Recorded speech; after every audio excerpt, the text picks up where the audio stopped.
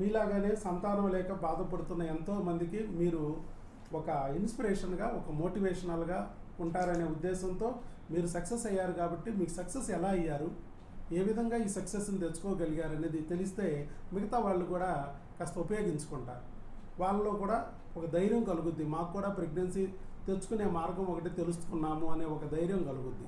So చూడండి అమ్మా, మీ భర్త పేరేంటి? శ్రీధర్ గారు. ఆపరేషన్ ఐవీఎఫ్లు అని చెప్పారు తప్ప సిస్ట్ కరగలా. మరి ఇక్కడ మనం ఏమైనా ఆపరేషన్ చేసామమ్మా? ఏమీ చేయాల. పని ఐవీఎఫ్ చేసామా? ఐయుఐ చేసామా? ఏమీ చేయాల. ప్రెగ్నెన్సీ వచ్చింది న్యాచురల్గా. సరే, ప్రెగ్నెన్సీ కన్ఫర్మ్ అయింది.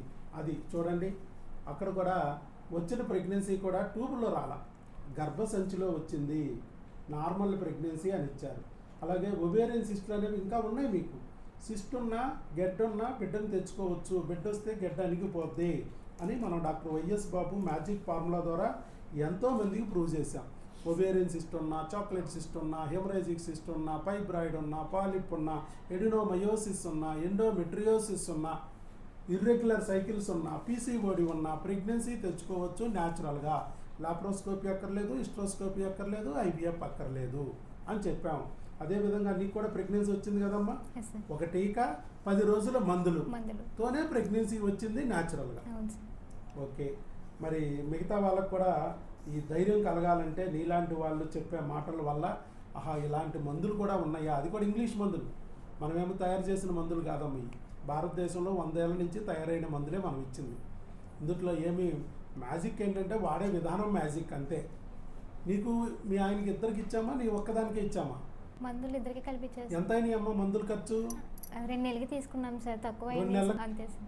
మిగతా మందులన్నీ మిగిలిపోయాయి సార్, ఇంకా సగం మిగిలే ఉన్నాయి. సో ప్రెగ్నెన్సీ వచ్చేసి 2 ఐయుఐలు చేసావు, మరి 3 ఏళ్ల పాటు వెయిట్ చేసావు, చాలా మందులు వాడావు బయట, మరి రిజల్ట్ రాలేదు. ఇక్కడ 10 రోజుల మందులకి ఎట్లా వచ్చినాయి అమ్మ? మరి అంటే లోపల సమస్య ఏంటనేది డాక్టర్ వైఎస్ బాబు గుర్తించాడు. ఇది క్రిమి, అన్ని ఉన్న అల్లు నోట్లో శనిలాగా క్రిమిగాడు అడ్డం పడతాడు.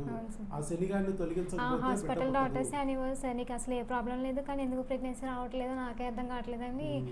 లాస్ట్ టైం అయితే ఇంకా 2 months బ్యాక్ అయితే ఆవిడ చేతులు ఎత్తేసాను సార్ డాక్టర్ అయితే కనుక.